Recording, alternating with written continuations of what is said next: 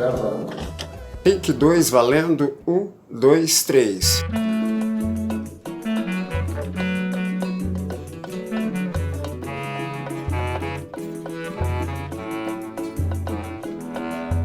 Eu sou nada pra censurar o Criador, que em sua obra deixou sinais da divina bondade. Tudo ele fez com muito amor e ao ser humano reservou o dom da felicidade. Gente negra sofre os ataques do mal, porque possui a pele rica em melanina e o cabelo em espiral, corpo de traços africanos, como o segredo dos arcanos. Este é o seu jeito natural. Gente negra sofre os ataques do mal, porque possui a pele rica em melanina e o cabelo em espiral, corpo de traços africanos, como o segredo dos arcanos. Este é o seu jeito natural. Não há nada errado em ser negro, porque Deus o fez negro. Não há nada errado em ser negra, porque Deus a fez negra.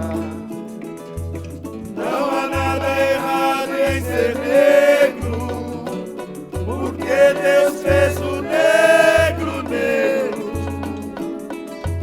Não há nada errado em ser negra, porque Deus fez a negra negra.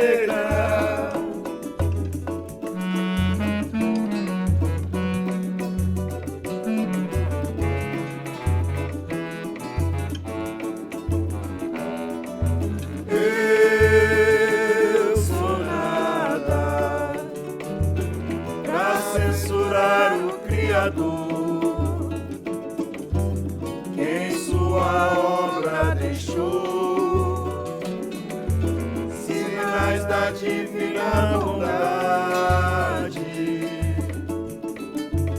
Tudo ele fez com muito amor e ao ser humano reservou o dom da felicidade. Gente negra sofre os ataques do mal, porque possui a pele rica em melanina e o cabelo em espiral, corpo de traços africanos, como o segredo dos arcanos. Este é o seu jeito natural. Não há nada errado em ser negro, porque Deus o fez negro. Não há nada errado em ser negra, porque Deus a fez negra. Não há nada errado em ser negro, porque Deus fez o negro negro. Não há nada errado em ser negra, porque Deus fez a negra negra. Não há nada errado em ser negro, porque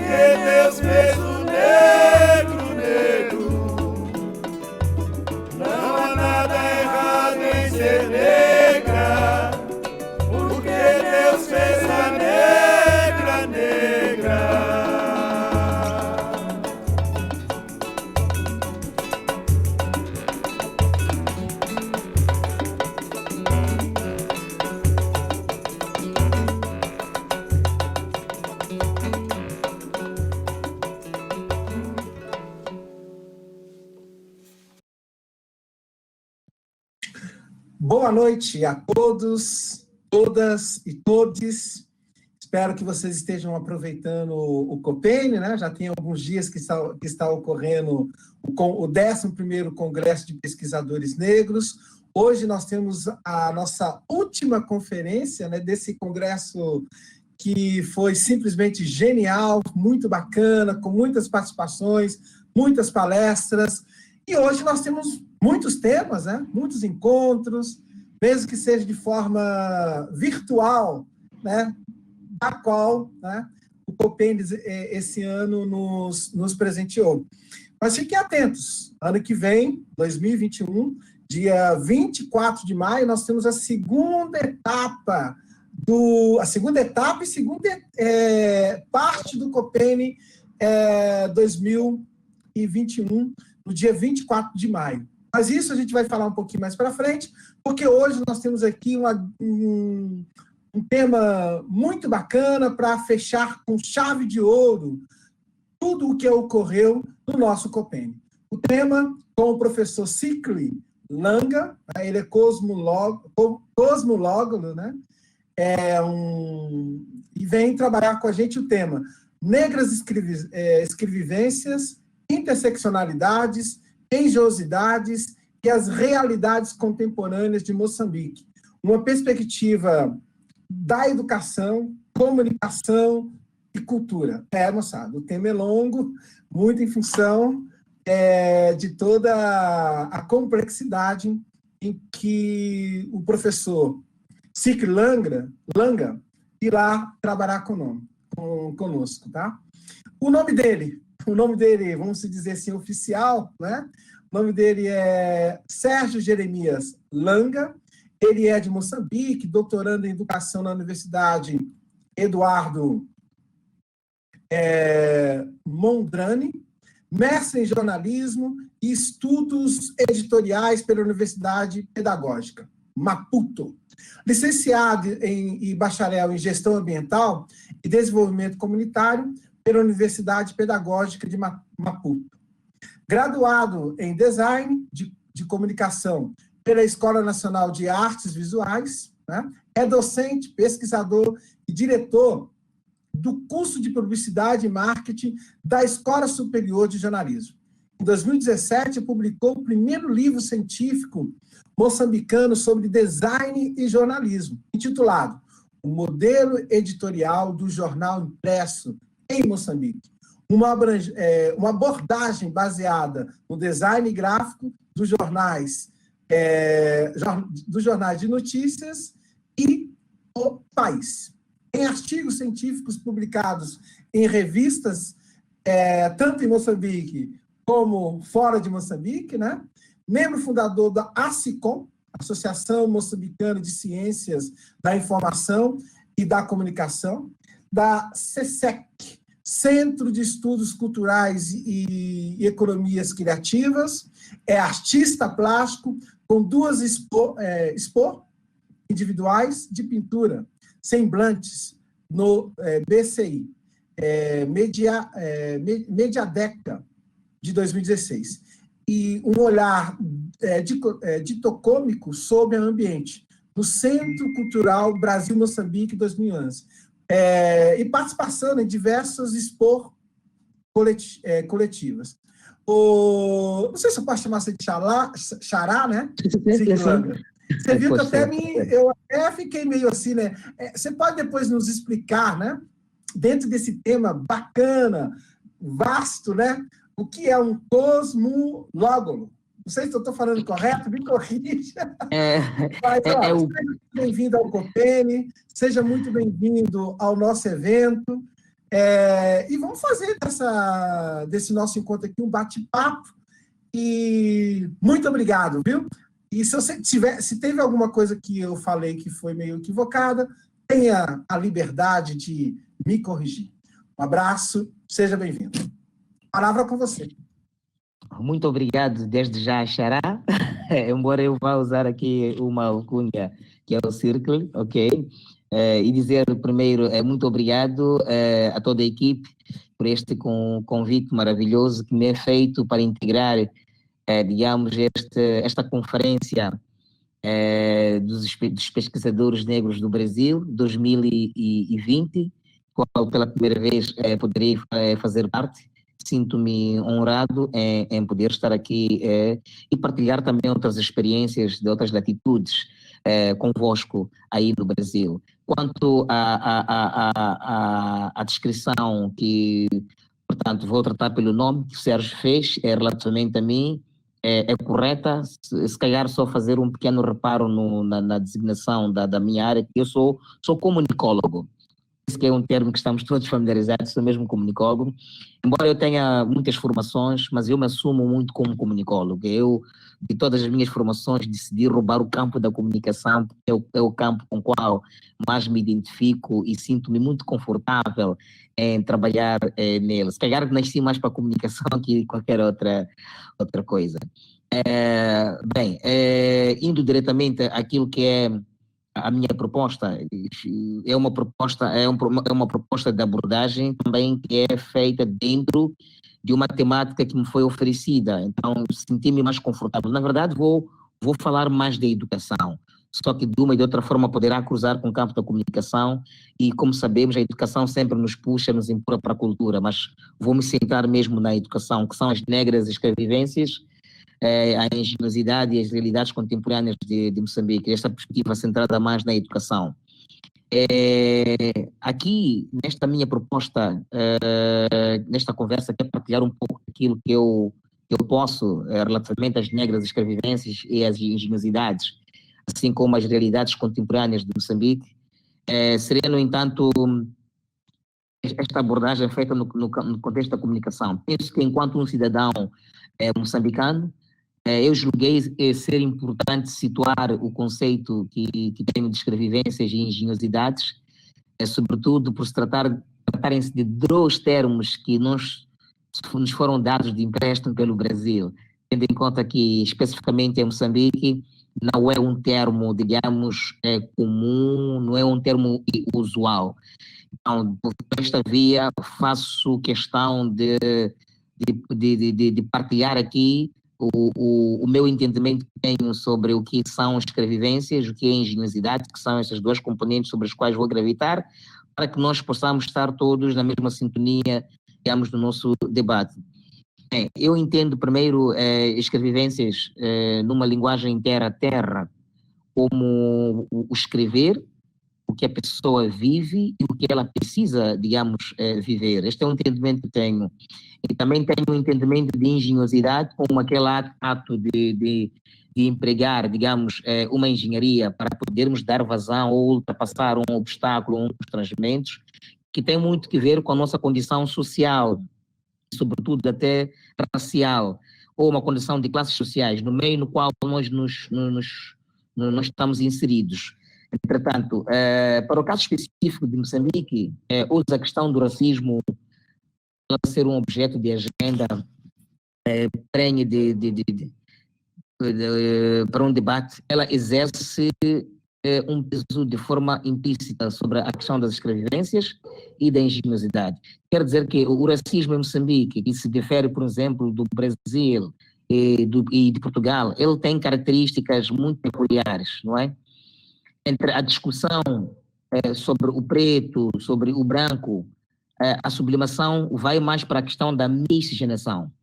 Eu quero me referir muito ao indivíduo mestiço, que é produto deste hibridismo, digamos, racial, não é? Enquanto que em muitos quadrantes a questão do racismo é bipolarizada, neste caso particular entre o preto e o branco, no caso específico de Moçambique, nós podemos falar de uma triangulação. Há aqui uma mescla de preto, de mestiço e também de branco. Dentro desta triangulação, há também, digamos, uma parte que é acentuada, que é bipolar, que é preto e mestiço. Quer dizer que, para além da triangulação, vamos encontrar maior acentuação entre o preto e o mestiço. É nesta perspectiva que eu vou considerar, dentro da triangulação, digamos, uma bipolarização. E é sobre esta parte que se concentra esta questão de manifestação do racismo, quer a nível das zonas periféricas, quer urbanas. sem obviamente descurar aquilo que são alguns casos isolados que envolvam, por exemplo, figuras de brancos. Okay? Sobre esta manifestação do racismo em Moçambique, no contexto desta miscigenação que eu fiz referência, me parece ser inevitável referir que o mestiço, relativamente ao preto, literalmente dito, ele tem uma rápida consagração sob o ponto de vista de vários aspectos. Aspectos sociais, por exemplo, ela tem uma facilidade de consagração em muitos aspectos. Embora as nossas estatísticas aqui, se olharmos, por exemplo, que é o censo 2017, que foi o nosso último censo, embora as nossas estatísticas refiram-se à existência, por exemplo, de 95% ou um pouco mais do que 95% de pretos em Moçambique, mas nós vamos encontrar um cenário em que esta classe mestiça tem uma grande facilidade de consagração em vários aspectos, e sobretudo no aspecto laboral, que é a materialização ou alcance da possibilidade de trabalhar. Ora, como disse há bem pouco tempo, o mestiço também tem esta facilidade de consagração no campo laboral, e ele vai ter esta possibilidade de consagração independentemente das suas habilitações, digamos, literárias. Entre estes fatores dessa facilidade de consagração está também a questão da cultura de ajuda entre esta classe, que também está associada a uma sólida rede de contactos que esta classe tem. Por um lado, mas também por outro lado, por haver muitos mestiços empregadores, proprietários, digamos, de agências de agências ou de instituições. Ora, entrando muito em particular para aquilo que era o campo de educação, onde eu queria gravitar a coisa, vou-me referir às escravicências no campo da educação. Para fazer esta referência, eu terei dois momentos que convém trazê-los à pauta. É o momento da década da independência, a primeira década, em conta que a independência vai começar já em 1975, então vamos considerar toda aquela década da independência. E teremos um outro momento também, que é o período de pós-independência. Embora, indo mesmo para a década da independência, embora as primeiras instituições do ensino superior, ela tenha sido criada, por exemplo, em 1962, o objetivo era formar uma elite superior. Tinha sido criado, tinha que se formar aqui uma elite superior colonial, e não necessariamente formar os nativos moçambicanos. E isto é consequência, digamos, da inércia do tempo colonial. E Moçambique vai alcançar a independência em 1965. Após longos anos de privação de nativos, estes nativos foram privados durante muito tempo daquilo que é o acesso ao próprio conhecimento científico. E é preciso lembrar que é este mesmo conhecimento científico que a Europa, por exemplo, precisou para poder alcançar o desenvolvimento e também o crescimento, assim como o próprio desenvolvimento econômico. Né? Faço referência à Europa porque o nosso principal colonizador é oriundo da Europa. Ora, a política socialista e a política marxista, ela foi adotada pelo Estado moçambicano, garantiu a educação até o ensino superior.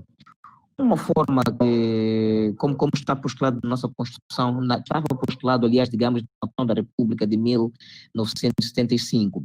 Ora, é importante aqui referir que esta adoção desta política socialista, marxista, ela foi trazida porque ela visava eliminar as estruturas de opressão e a exploração colonial. Ela visava travar uma frenética luta contra o colonialismo e o próprio imperialismo, não é? A luta contra o colonialismo e contra o império. Ela também visava materializar a ideia definida pelos movimentos de luta de libertação. Havia uma agenda coletiva, que é esta de libertar a terra, libertar os homens, né? Isto tinha muito que ver com a África Austral, que era construir um Estado contrário àquilo que era o elitismo burguês, não é? E, sobretudo, um Estado contrário ao capitalismo. É por esta razão que o sistema vigente era socialista, digamos, e marxista. Ora, houve também, durante 16 anos, uma guerra de desestabilização que frustrou a materialização dos objetivos do país. No início da década de 80, houve uma crise econômica no nosso país, que se abate sobre Moçambique. E esta crise vai forçar com que o país negocie créditos com várias instituições internacionais. Isto acontece precisamente na primeira metade da década 80. E é por via disso que Moçambique também vai migrar de uma economia que era de Estado para uma economia de mercado livre, para um mercado aberto. Ora, em 1990, indo ainda continuando com a cronologia, para podermos compreender isto, em 1990 é aprovada a segunda Constituição da República, que vai abrir um precedente para um pluralismo político, um pluralismo também econômico, mas também um pluralismo mediático.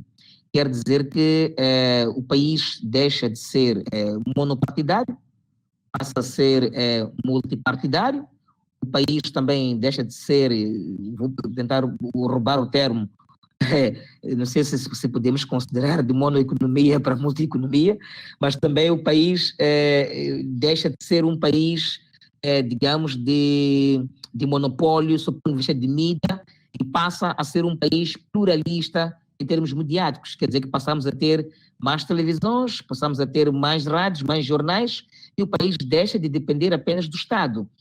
Isto significa ou pressupõe que o povo passou a ter opções e alternativas para poder se informar de forma noticiosa e de outras várias formas, sobretudo para a sua liberdade. Nós consideramos este, obviamente, um grande ganho, não se pode negar. Se o fim do socialismo trouxe, digamos, alguma coisa boa, podemos considerar que este pluralismo, de alguma forma, foi muito importante para o país. Isso também já podemos referir que mais para frente, já em 92 precisamente, vem acontecer o Acordo do Paz entre o governo da Frelimo e da Renamo. A Frelimo é o governo do dia, né? É o partido que está no poder, aliás, e a Renamo é o maior partido da oposição. Obviamente não é o único partido, mas é o maior partido da oposição. E antes do acordo era a principal força beligerante que travou durante 16 anos uma guerra frenética, com uma guerra intensa, aliás, que foi considerada a guerra de destabilização com o governo.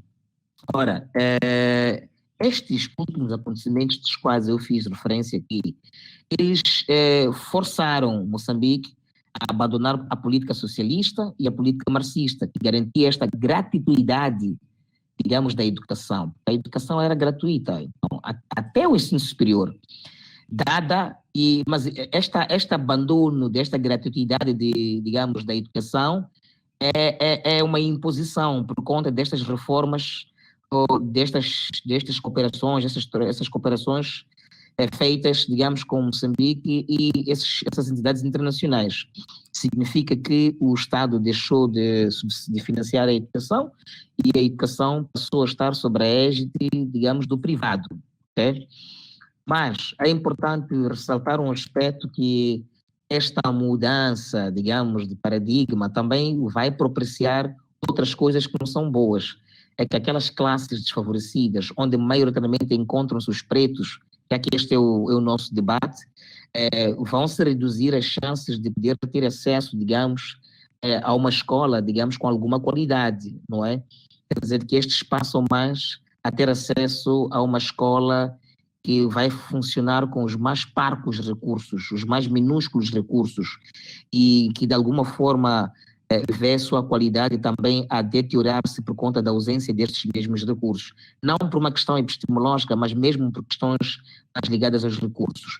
Então, as entidades privadas que vão estar sobre a égide da educação, claro, vão criar um cenário por inércia, onde somente as pessoas que têm um pouco mais de condições é que vão ter facilidades deste acesso, sobretudo ao ensino superior. E é por esta razão que esta classe, que é maioritária em termos percentuais, nesta percentagem de 95% da qual fiz referência, é a classe que maioritariamente depende de formações em instituições públicas e não necessariamente, digamos, privadas. Bem, isto vai pressupor uma vez mais que os nativos moçambicanos, e muito em particular esta classe preta, não é? Vai ver as possibilidades de educação formal completa relegadas para um futuro quase que, digamos, desconhecido. Por outro lado, esta independência nacional de Moçambique coincide com o início da globalização, o que pressupõe que o país não teve espaço para poder consolidar as suas próprias utopias, de modo a poder pensar melhor o seu destino como um Estado e repensar sem ingerência qual é o perfil, digamos, de cidadão moçambicano que se pretende formar, independentemente da sua área de formação. É o caso específico dos programas como a inserção de línguas tradicionais, a questão da decolonização, a questão da compreensão sobre os aspectos da ancestralidade e por aí em diante. Quando falo de o país não ter uma possibilidade ou um espaço para poder se consolidar, refiro-me a uma consolidação quer do ponto de vista da educação, quer do ponto de vista cultural, sobretudo.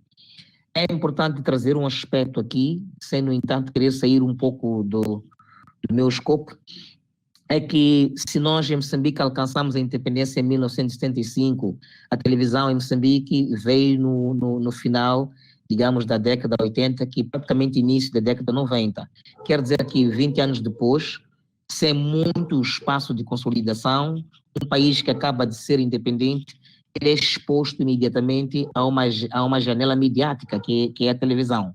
Maioritariamente, os conteúdos televisivos que passaram a fazer parte, digamos, desta mesma televisão, eram conteúdos também maioritariamente enlatados.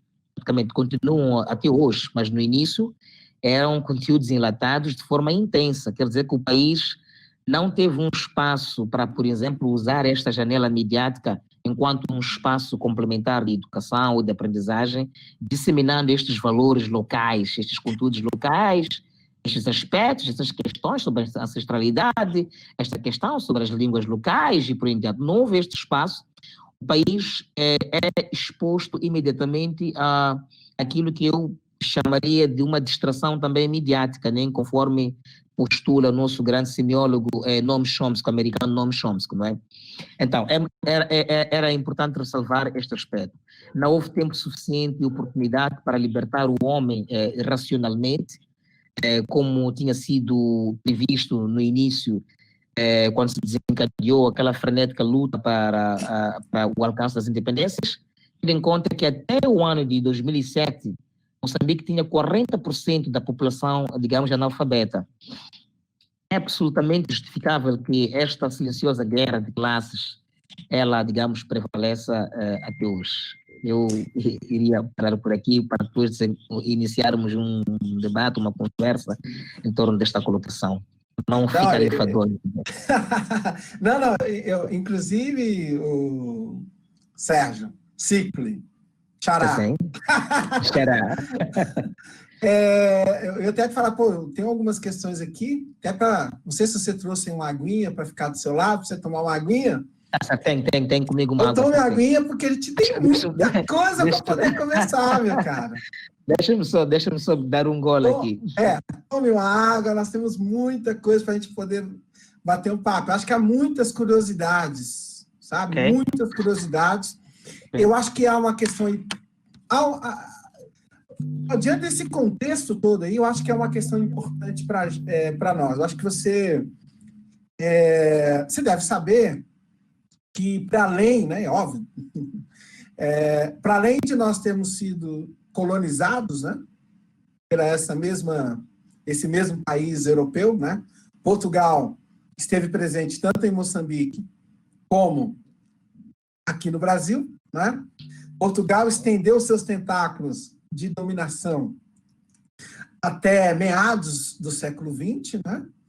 E, então, há um laço entre nós nesse sentido. E há um outro laço muito importante, que é o debate em torno do racismo. Né? Eu acho que isso é um dos pontos que eu acho que a gente poderia conversar um pouco sobre essa questão do racismo. Né? Eu acho que esse laço em relação ao colonizador a gente deixa de lado, tá? Mas há um laço entre nós aí em torno do tema do racismo. Há um outro laço que eu acho que a gente poderia abrir uma conversa, tá? Que é a perspectiva aí sul-sul, ou uma perspectiva decolonial, né? Até mesmo porque o Copene nos proporciona, o Copene está me proporcionando o diálogo com um estudioso, para além de ser um estudioso, né? Um moçambicano, alguém que está no continente africano, que tem um olhar, né, um recorte a partir do seu país, mas, acima de tudo, é uma aproximação e uma oportunidade única de ouvir sobre Moçambique, ou sobre, né, o cenário moçambicano, a partir de um moçambicano e a partir de um estudioso desse país. Por que eu estou ressaltando isso? Porque o Oceano Atlântico não dividiu só dois povos, dois continentes, né? Também dividiu o que nós vamos chamar concepções epistemológicas, né?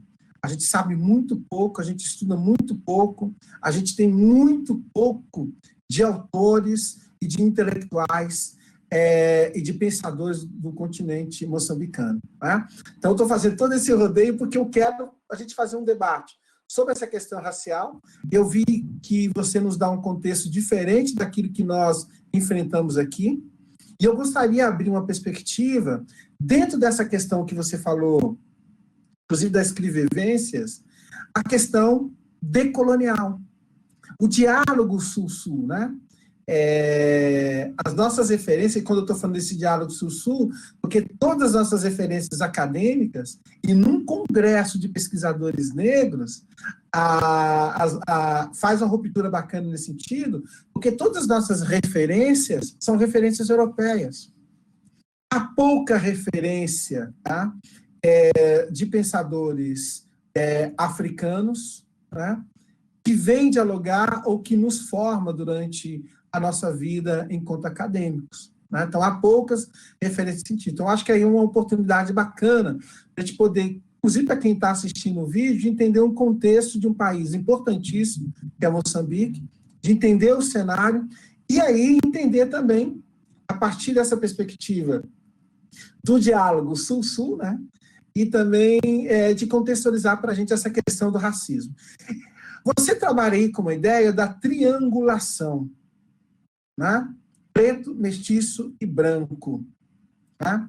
O Brasil, por exemplo, há muito tempo rompeu, de certa forma, com essa ideia, né? De certa forma, no Brasil, a gente estabeleceu que pretos e pardos, eles estão dentro de uma mesma categoria que nós vamos chamar de negros. Tá? Então, essa categoria negros é a junção de pretos e pardos, muito em função da estratégia de miscigenação que foi adotada no Brasil. Que estratégia foi essa? Olha, quanto mais claro, e aí eu acho que eu achei genial o que você trouxe, porque no Brasil essa estratégia é o que nos aproxima, viu?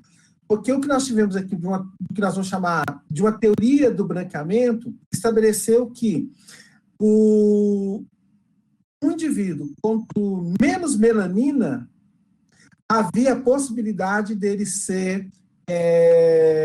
sofrer, né, ou ter situações de discriminação.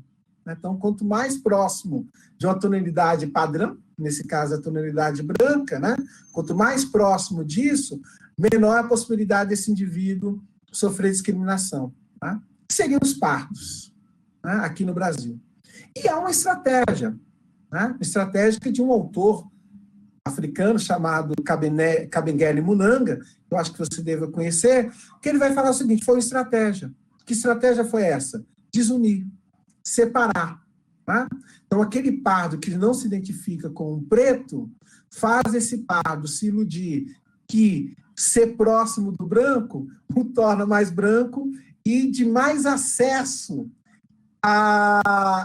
aos bens de consumo. O que você me apresentou aí, inclusive você falou de consagração, né? Aquele mestiço, ele tem maior acesso daquele, vamos dizer, o que nós vamos chamar aqui do preto, né? Como é que se dá isso lá? Eu não sei, não sei se eu fui confuso, até peço desculpa, mas eu estou vendo aí, porque ao mesmo tempo que há uma semelhança, há uma diferença, porque nós aqui, a nossa luta dos últimos 30, 40 anos é convencer o pardo dele entender que, meu amigo, você não é igual ao homem branco. Você não é igual ao branco. Tá? Por mais que você queira ser, você não é. Tá? E aqui, por exemplo, as instâncias de poder são muito definidas nesse sentido. Tá? Aí, só para encerrar, muitos pardos, começa a se identificar como negros ou como pretos quando eles estão em alguns ambientes em que ele percebe o seguinte: cara, eu sou tudo, menos branco. Quando ele está lá na escola de medicina, quando ele está na faculdade de odontologia, ou quando ele está em instância de poder, ele percebe, cara, eu sou tudo, menos branco. E tem havido no Brasil, inclusive, o maior número de pardos se identificando não como moreninho, como mestiço, mas se identificando como preto ou como negro. E aí, em Moçambique, como é que se dá essa questão? O miscigenado, ele quer se distanciar desse preto? E mesmo quando ele tem a face mais cruel do racismo, e que muitas vezes é dolorido, né? Quando alguém chega e fala, cara, você não é branco, não, você é preto. Tá? A gente aceita você aqui, mas não é. Não sei se você me entendeu, mas eu achei muito bacana. Isso eu acho que é uma das primeiras questões que eu achei bacana. Gostaria que você dissesse para a gente e contextualizasse para os nossos ouvintes. Bem, obrigado, Sérgio. Assim, por caso específico de Moçambique, não é? Esta discussão da miscigenação, não é? Nesta triangulação, o mestiço, ele até porque assume-se comumente o nome mulato, praticamente aqui é Moçambique. Independentemente digamos, da origem, porque alguns têm uma origem indiana, não é? Asiática, mas de vários quadrantes da Ásia, não necessariamente da Índia, mas outros que tenham de outros quadrantes. Assume-se este mestiço muitas vezes como mulato. Mas o que é importante dizer aqui, até nesta designação mulato, é que, para o caso específico de Moçambique, embora isso seja de uma forma silenciosa, não é? Eu repito, de forma silenciosa, ou digamos, de forma superficial, não é? A figura do branco ainda sim é tida como suprema. As pessoas não falam assim, digamos, abertamente isso, mas pelas suas atitudes, pelos seus atos, isso é notório, isso é visível, não é? Por exemplo, se a gente tiver que cruzar um elevador, o tratamento que muitas vezes tem sido dado, por exemplo, a uma figura branca, se o elevador estiver cheio, é o próprio guarda que pode recolher as pessoas que estiverem lá, exceto o próprio branco. Mas há de reparar que este tratamento que é dado, discriminatório, é feito comumente ou maioritariamente por pessoas com algum problema de esclarecimento. Okay? Isto é muito bom que se diga isto, não é? É feito por pessoas ou por uma classe menos esclarecida, até porque as pessoas mais esclarecidas insurgem-se com esta realidade, insurgem-se com atitudes mais ou menos desta natureza. Ora, o posicionamento mestiço, ele tem sempre tendências a aproximar-se ao branco e não ao preto. Mas o porquê desta aproximação? Isto tem um pouco a ver também com as questões históricas. Nós, desde o tempo colonial e na nossa entrada, logo no início da independência em 75, não é? Na década de 70, nos meados da década de 70, nós assistimos a um cenário em que os mistos tinham privilégios e era considerada a classe assimilada. Este aqui é o termo que era usado, era considerada a classe assimilada, e por ser considerada a classe assimilada, tinha todo um privilégio que, por exemplo, os pretos não tinham, embora os pretos fossem literalmente nativos, não é? E com esta evolução, digamos, histórica, isto foi crescendo, isto foi ficando e foi se construindo uma narrativa segundo a qual estes mestiços estão mais próximos, digamos, dos brancos. Eles mesmos também foram tendo estas tendências de se assumir como tal, e isto levou-se até os dias de hoje. Infelizmente, não há sinais, não se vislumbra, digamos, uma tendência da classe mestiça a associar-se, digamos, à classe preta, ou assumir os valores da classe preta. A tendência é de desconectar-se completamente e tentar juntar-se ou aproximar-se. É comum encontrar um misto que diga, olha, eu sou branco, e eu penso como branco, por exemplo, coisas mais ou menos deste género. Agora, um aspecto muito importante não é muito notório. Eu estou falando na perspectiva das excrevescências, né? Estou a ter em conta o conceito de excrevescências e não muito naquele rigor científico das pesquisas que possam ser feitas, mas olhando a coisa do ponto de vista empírico, aquilo que são as realidades, não é? Nós vamos encontrar situações, por exemplo, em que não há de forma muito violenta, direta ou presente este choque entre pretos, por exemplo, e brancos. Não é muito comum esta discussão. Até porque, a dada altura, os próprios brancos também, alguns são vistos ou sentem-se, digamos, um pouco muito fora da margem, né, quando estão presentes cá, se calhar por ser uma terra que é maioritariamente predominada por pretos, conforme eu disse, estão cerca de acima de 95% de pretos, digamos, aqui em Moçambique. Então, o branco, claro, como sempre, é visto também como um patrão. Não é? Há esta ideia que o branco tem dinheiro, o branco tem posses, o branco é alguém que é uma espécie de messias que poderá salvar-me a vida, não é? É alguém que está acima de mim. Não somente em questões mais ligadas à pigmentação, mas em questões mais focadas à possibilidade de eu me consagrar, não é? Digamos, na esfera ou no espaço social. E muitas vezes, por via disso, as pessoas menos esclarecidas, que são maioritárias, vêm-se obrigadas a ter que comprar uma narrativa pseudo, não é? Sobre esta questão do branco quanto uma possibilidade de consagração, enquanto a figura suprema. Por outro lado, ainda dentro deste contexto, conforme eu disse, faço a questão de vincar aqui a questão da comunicação, que é a minha área, onde gravito os meus estudos. Aquela janela midiática da qual fiz referência, ela também veio fazer vincar muito esta ideia.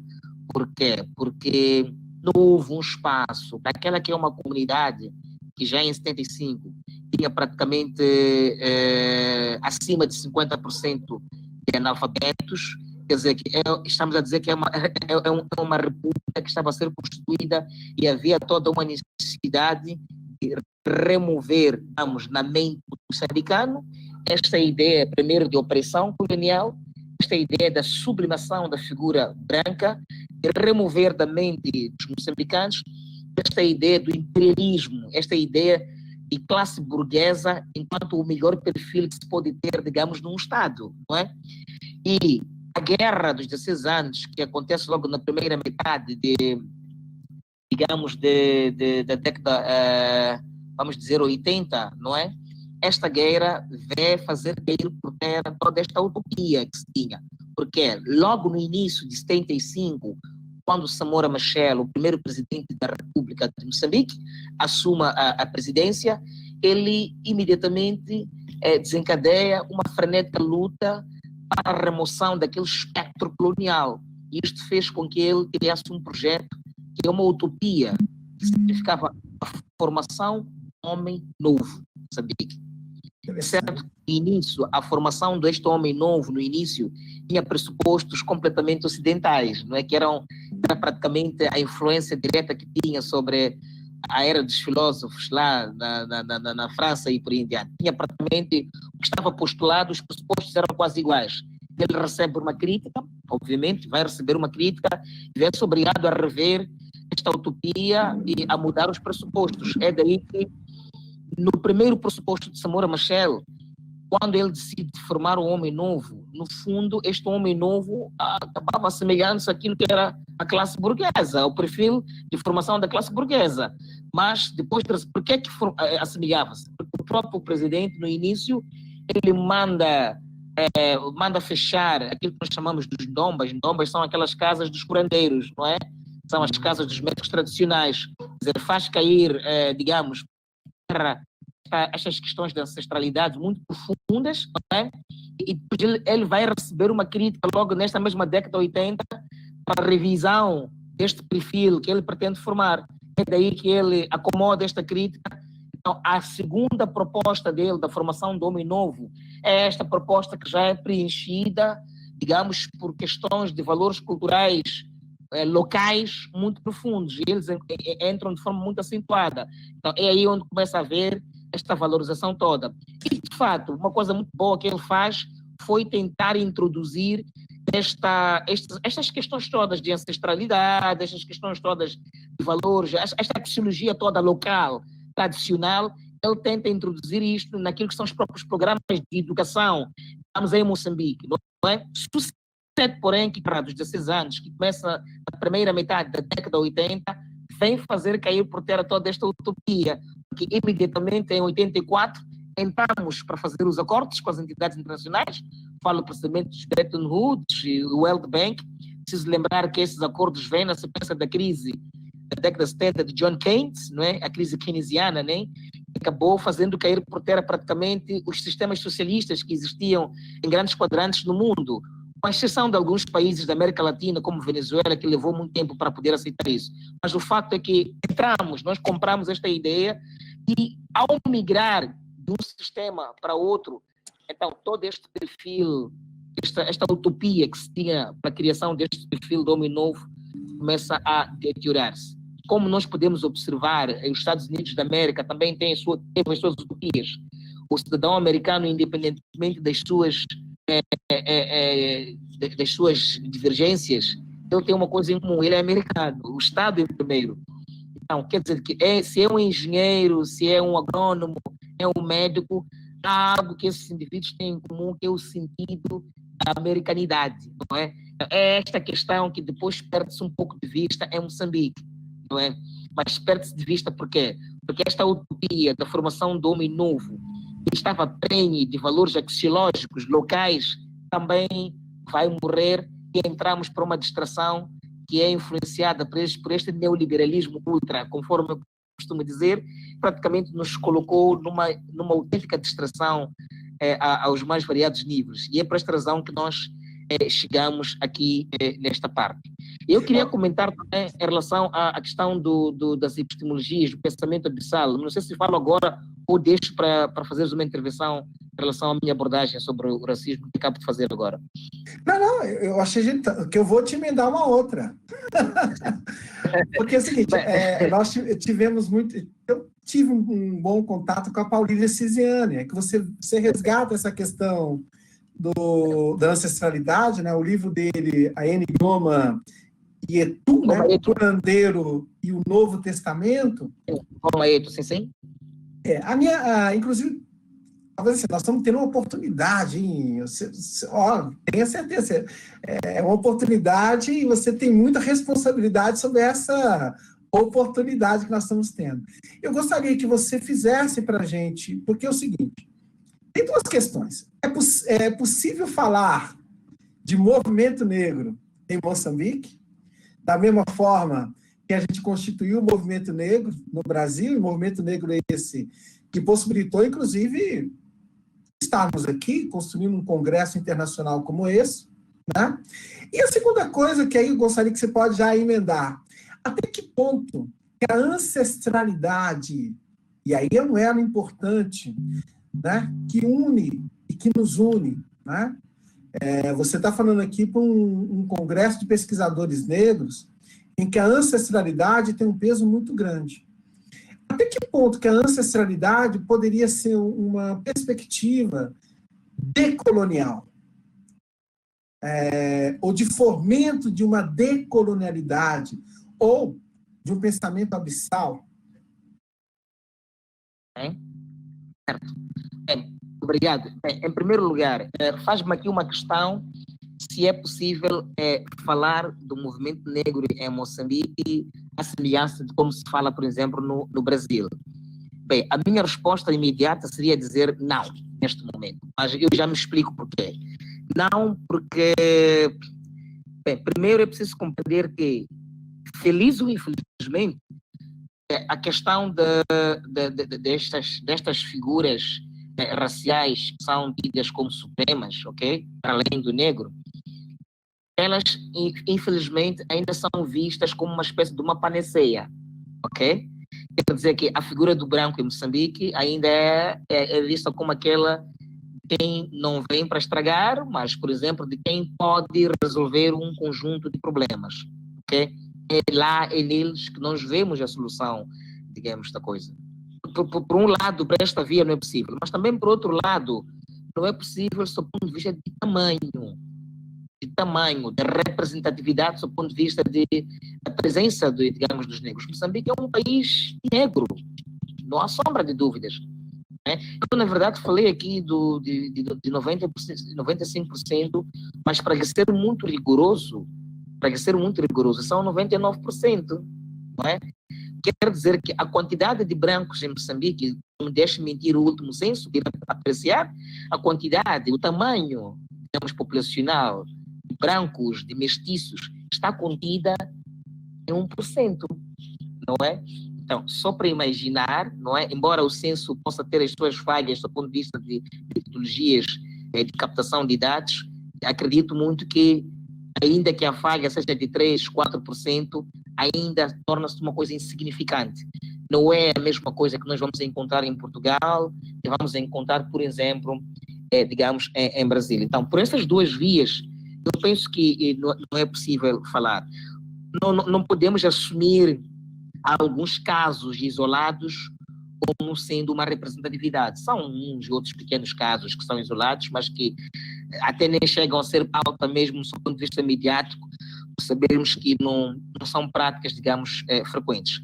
Claro, o que nós podemos dizer em termos de manifestação, de discriminação, é uma manifestação que se esconde em termos do tipo de privilégios que as pessoas são dadas, por exemplo, no campo laboral.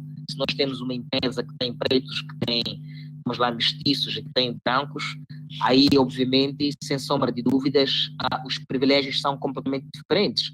Os estrangeiros, por exemplo, que estão a trabalhar em Moçambique, ganham uma fortuna, sob o ponto de vista salarial, e não há qualquer comparação. O salário mínimo em Moçambique é abaixo digamos, de 5 mil meticais. Aquilo que no Brasil chamam é R$1, que é praticamente isso, né? O salário mínimo no Brasil, em Moçambique é praticamente R$1. Não sei se é esse o câmbio, não sei, mas por aí.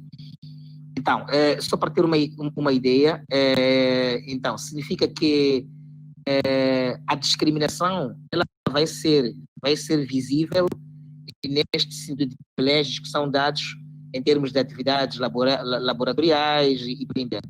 Um outro aspecto é que, mesmo entre nós, os próprios moçambicanos, os nativos, não é? Há menor facilidade de uma ajuda, digamos, mútua, ok? De uma relação laboral que permita, digamos, ajudar o outro, como acontece muito com os Estados Islâmicos, não é? Com os árabes e por aí dentro. Não é uma cultura essa, não é? Essa não é a cultura. Se, por exemplo, eu estiver num setor estatal, público, onde o indivíduo preto queira tratar a algum documento que observa questões muito burocráticas, este indivíduo preto vai passar por questões burocráticas, de fato. Todas elas até conseguir consagração. Mas se tiver um branco, há uma questão que é feita pelo próprio preto de criar todo tipo de facilidades para que aquele branco não forme fila, para que aquele branco, digamos, consiga materializar os seus interesses sem, no entanto, ter que sofrer, porque à partida já sabe, já acomodou a ideia de que alguma vantagem poderá tirar, digamos, deste mesmo. Então, são questões mais ou menos como estas que nós lidamos com elas no nosso, digamos, cotidiano. Agora, faz-me uma pergunta sobre o pensamento abissal. Eu queria que recuperasse um pouco a questão para não perdermos sobre esta questão do pensamento abissal das epistemologias. Sim. Não, é assim, inclusive é importante você estabelecer essa conceituação. Mas eu acho que poderia entrar. A pergunta, inclusive, foi retórica, porque você nos permite entender muito quando muitos estudantes africanos e muitos africanos que chegam aqui ao Brasil, e o que você explicou foi muito bacana em relação a essa questão do movimento negro, porque nos permite entender por que muitos africanos, quando chegam aqui no Brasil, inclusive, eles ficam assim, meu Deus, o que é isso? Né? E entram num choque. E muitas vezes até entendem esse cenário dos movimentos, né? Dos movimentos sociais negros no Brasil, muito em função do nosso contexto, da nossa realidade, né? E daí a ideia inclusive, para poder dizer, olha, por que lá não, muito em função disso. Você esclarece, deixa muito bem esclarecido que são contextos diferentes, né? Realidades diferentes. Agora, eu acho que há algo que nos aproxima, que nos fortalece, que seria assim, esse contato, essa proximidade epistemológica. Eu gostaria que você pudesse explicar como, e aí, para nós seria muito importante essa explicação, inclusive metodológica mesmo. Ora, essa proximidade epistemológica abissal, sul-sul, decolonial, pode ocorrer dessas e dessas e dessas formas. Você entendeu? Bem, tudo bem? Sim, percebi. Obrigado, Sérgio. Bem, é assim, primeiro começar por dizer que numa primeira fase, ou seja, há um tempo atrás, esteve muito presente, se calhar ainda continua presente, não é? Esta ideia esta coisa de pensamento abissal, não é? Esta ideia desta luta frenética de sublimação, digamos, as epistemologias, para fazer valer mais as epistemologias do norte e se calhar menos as do sul, é uma questão que, por inércia, nós ainda estamos aqui a levar, digamos, porrada, não é? Mas, graças a Deus, já existe uma consciência e já começa a ver isto com outros olhos. É verdade que uma classe muito minoritária é a classe acadêmica apenas, né? O que é importante dizer sobre isto? É que, primeiro, vai surgindo assim, paulatinamente, aqui em Moçambique, a nível dos pequenos núcleos de pesquisa, de investigação, até mesmo de debate, não é? Embora ainda não muito popularizado, mas vai surgir uma espécie de uma repulsa, não é? Já começamos a nos insurgir um pouco com esta questão de ficarmos a fechar a comunidade científica enquanto uma comunidade científica cujos detentores de saber são praticamente os mentores ou os autores das epistemologias nortenhas, não é? Nós percebemos que durante muito tempo fomos privados de poder participar numa comunidade científica por conta da limitação linguística, não é? E é esta que foi o objeto de colonização, não somente para Moçambique, mas também para o próprio Brasil. Isto levou a que, maioritariamente, nós tivéssemos que ler os nossos compêndios, os nossos manuais em inglês, né, durante muito tempo. E um esforço frenético que foi feito. Quer dizer, somente o Brasil é que fez neste grande favor. Se nós não tivéssemos o Brasil, posso dizer de forma muito, digamos, de forma muito contundente, que Moçambique teria um grande vazio a nível da academia, porque é o Brasil que sempre fez esta questão de traduzir as obras literárias, e sobretudo as obras científicas que por isso são produzidas. Se eu hoje consigo discutir, por exemplo, um Michael Foucault, consigo discutir um Stuart Hall, é porque o Brasil teve esta possibilidade de reproduzir, aliás, de traduzir, digamos, reproduzir em quantidades industriais estes mesmos livros, que é uma possibilidade que nós, infelizmente, ainda não temos, também porque nós temos uma indústria gráfica ainda, não vou dizer incipiente, mas uma indústria gráfica ainda não digamos, tão robusta, a semelhança do Brasil, a semelhança do próprio Portugal, até mesmo da África do Sul, aqui perto. Estou a falar daquilo que são as condições de Moçambique. Então, é por essa razão que a nossa indústria gráfica é cara, não é? Então, sendo cara, como pode observar, a própria disseminação do livro em Moçambique vai ser um problema. Quer dizer que o livro é caro. Então, se o livro é caro, ainda é um objeto de luxo. Então, e depois temos este dilema que nós temos, que é enfrentar esta dicotomia, fome e o saber. Então, temos que atender primeiro as questões do Maslow, né, que é satisfazer as necessidades básicas, depois é que vamos atrás, digamos, do conhecimento, né?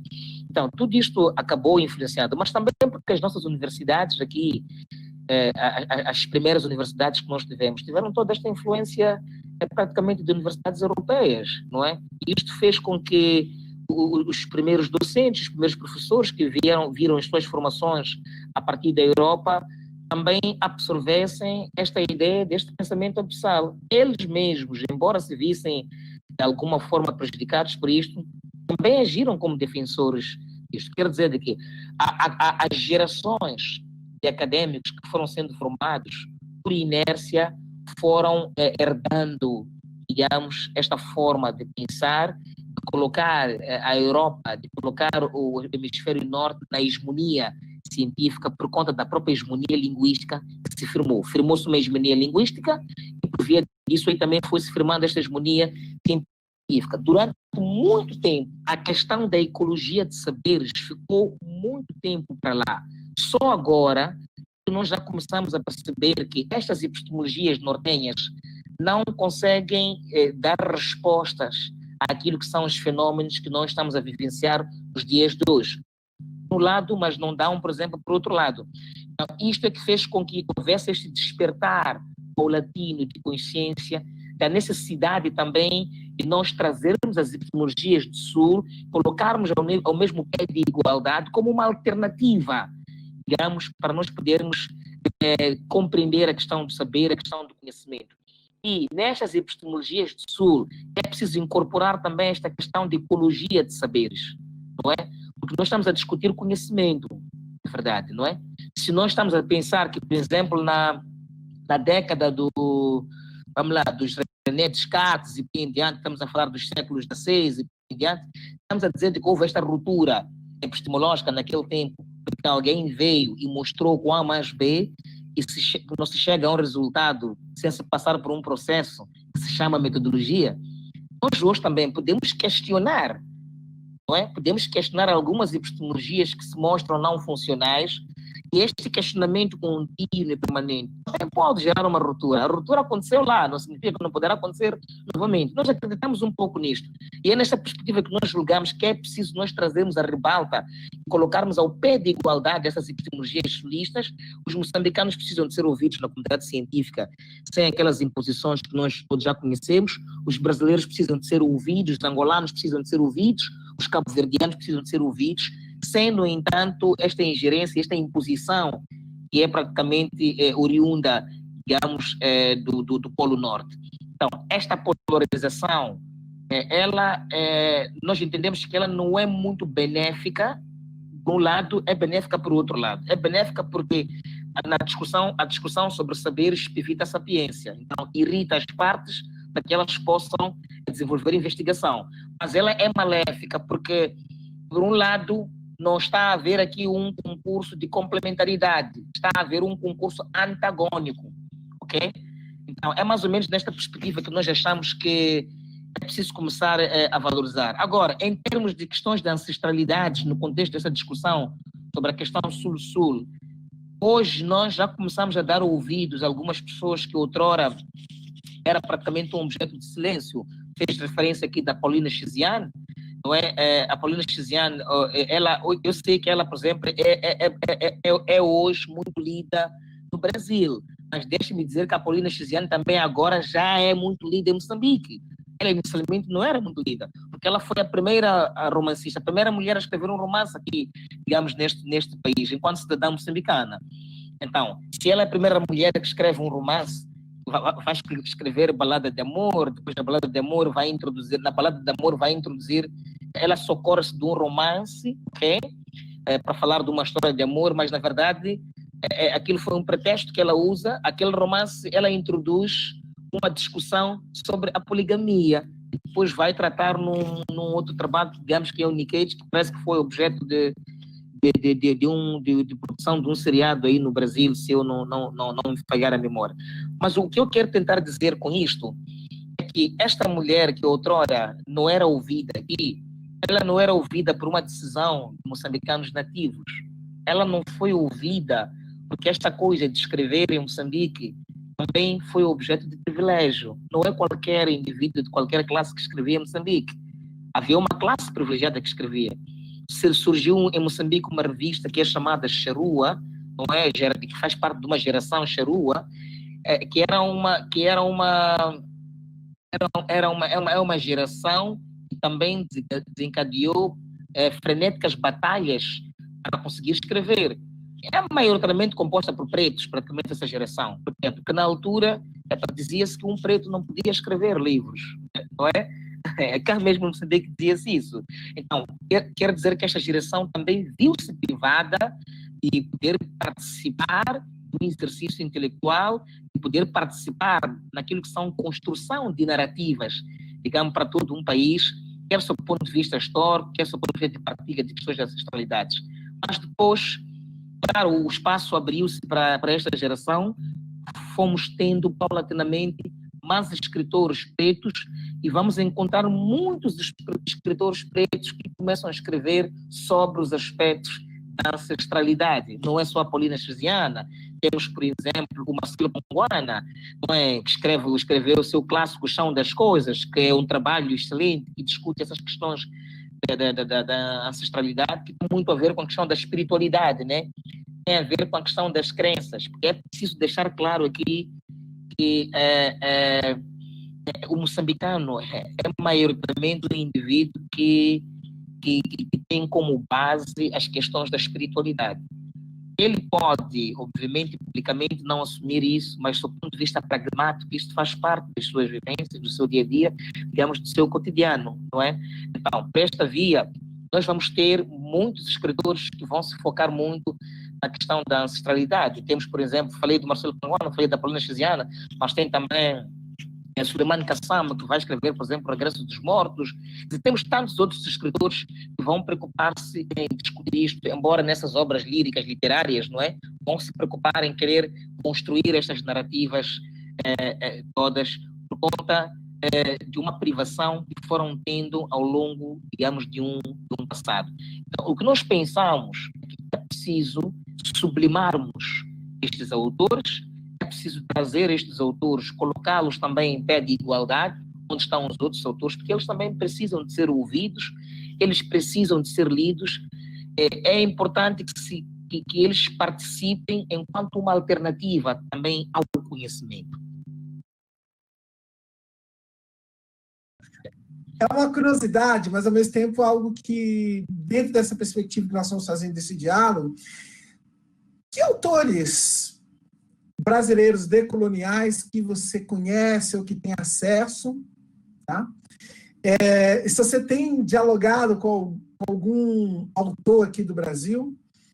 E a segunda coisa, que autores aí de Moçambique que você nos indica como leitura para quem quer iniciar o campo, né, da pesquisa e o campo de conexão entre Brasil e Moçambique, por exemplo, né? No congresso de pesquisadores, eu fico imaginando alguém que está...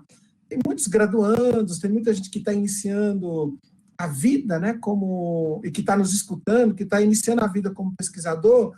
Uma dica, olha, você que quer fazer uma perspectiva de leitura, né, sul-sul, abissal, decolonial, ou quer se aproximar, né, dessa ancestralidade, que você quer ter um contato, né, com intelectuais moçambicanos, quais autores que você daria como dica para a gente, Xará?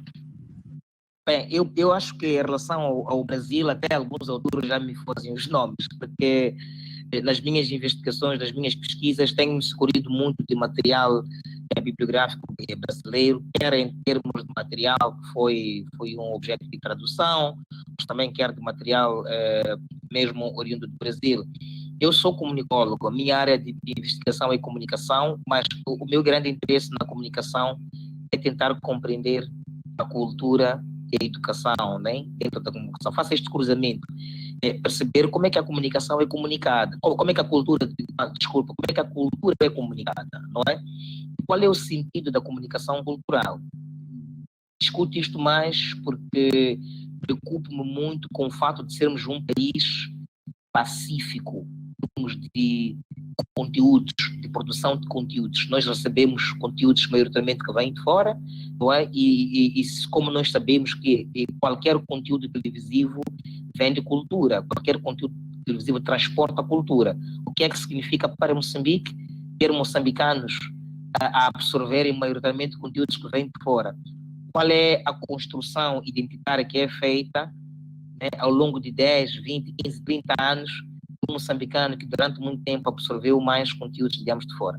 Isto leva-me a pesquisar muito alguns autores brasileiros. Por exemplo, eu tenho lido o Alex Vilas Boas, que parece que é um teólogo aí no Brasil, não é? Porque ele discute a questão da politeologia, que é uma coisa que me interessa muito, que é tentar compreender a questão cultural a partir da teologia. Porque Moçambique é um país que é um país religioso.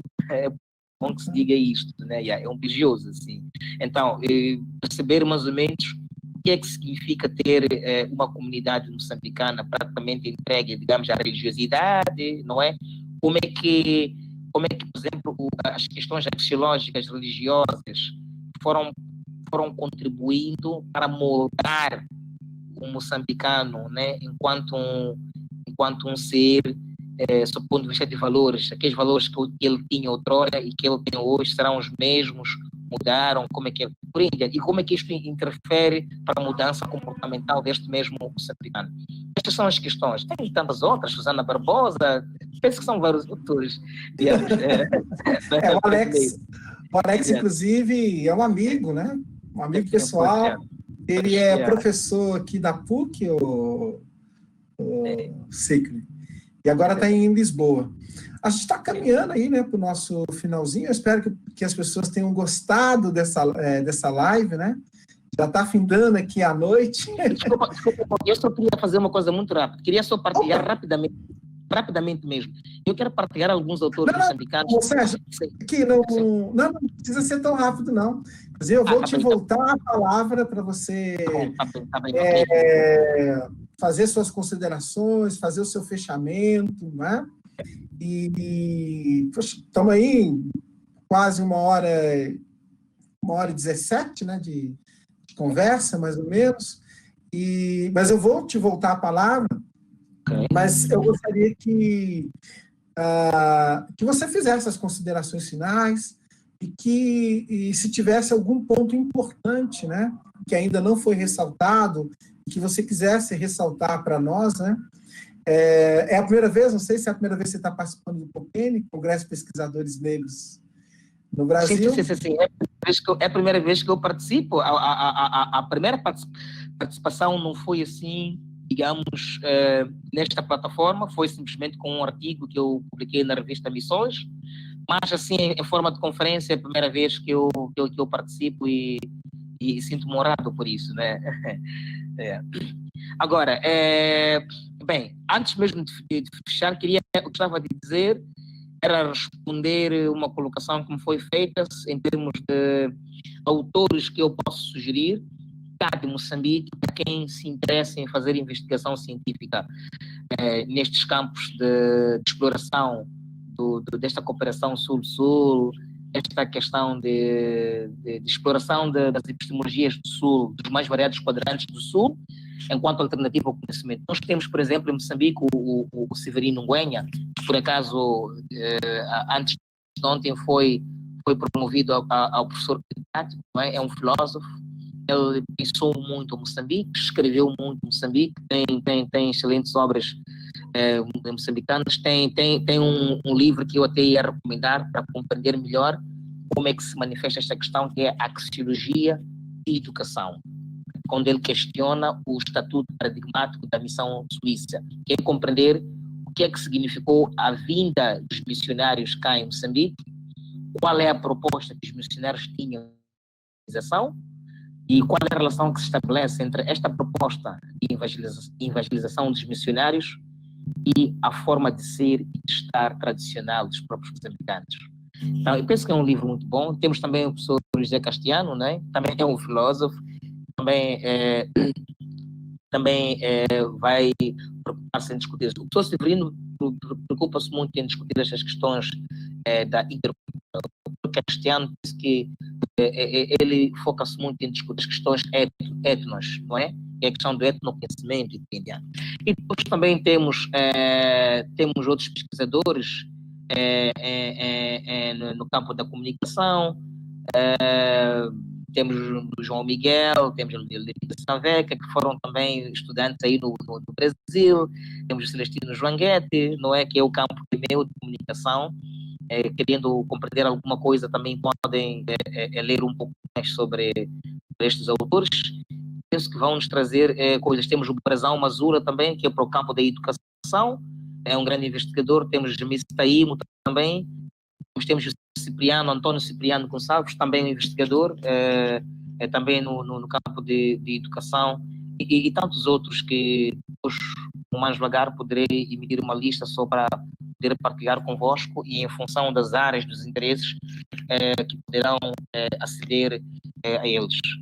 E o que eu gostava de dizer como considerações finais ou notas finais, primeiro agradecer profundamente esta abertura que me é dada para poder partilhar um pouco sobre aquilo que é Moçambique, as escravescências e também esta questão da engenhosidade. São termos que eu fixei, vão ficar comigo de empréstimo do Brasil, mas vão fazer parte, digamos, do meu vocabulário, do meu dicionário também, daqui em frente, e dizer muito obrigado. Espero podermos colaborar em outros fóruns, estas questões ligadas à pesquisa, ligadas ao campo de conhecimento, partilhando alguma coisa que seja aqui de Moçambique. Estamos chegando aos finalmente, né? Eu queria, na verdade, te agradecer. Acho que foi uma conferência que nos possibilitou aprender muito, né? As conferências remotas têm umas características um pouco diferentes, porque a gente não consegue esticar muito em função do cansaço, né? Há uma, vamos dizer assim, uma pegada, uma situação diferente quando por exemplo, remoto. Mas eu acredito que ficou sensacional a sua contribuição e o que você nos trouxe. E, acima de tudo, essa aproximação, né? Eu acho que o Copene possibilitou isso. Eu acho que agora nos compete, enquanto pesquisadores e associados, né, da Associação Brasileira de Pesquisadores Negros, fazer mais esse intercâmbio com Moçambique. E eu gostaria muito, não sei se você topa, que você seja um desses canais, né? Um desses canais, inclusive, de troca, né? De pesquisadores que estão em Moçambique, com pesquisadores que estão aqui no Brasil, e a gente fazer esse diálogo, né? Eu gostaria de agradecer a toda a organização do Copene.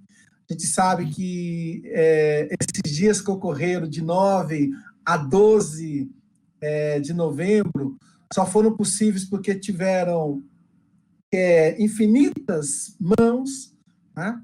Infinitos intelectos, infinitas pessoas, né? Que disponibilizaram muito tempo de suas vidas para poder tornar esse congresso, mesmo que remoto, tão cativante, tão próximo, né? Então, quero também agradecer a todos, todas e todes que assistiram o congresso, que assistiram essa conferência, e também alertar. Tem a segunda parte do Copene, dia 24 de maio, né? Semana da África de 2021, nós teremos a segunda parte, né? A segunda parte está dentro daquela perspectiva, viu, o Cicle, que se a gente tiver uma vacina, realizarmos essa segunda parte presencialmente, né? Que é a nossa esperança. Então, uma boa noite, muito obrigado a Elisete, que foi a nossa tradutora, e teve mais uma, que me fugiu o nome. As meninas que fizeram a tradução, né? E ao Cicle, mais uma vez, muito obrigado, e uma boa noite. Obrigado.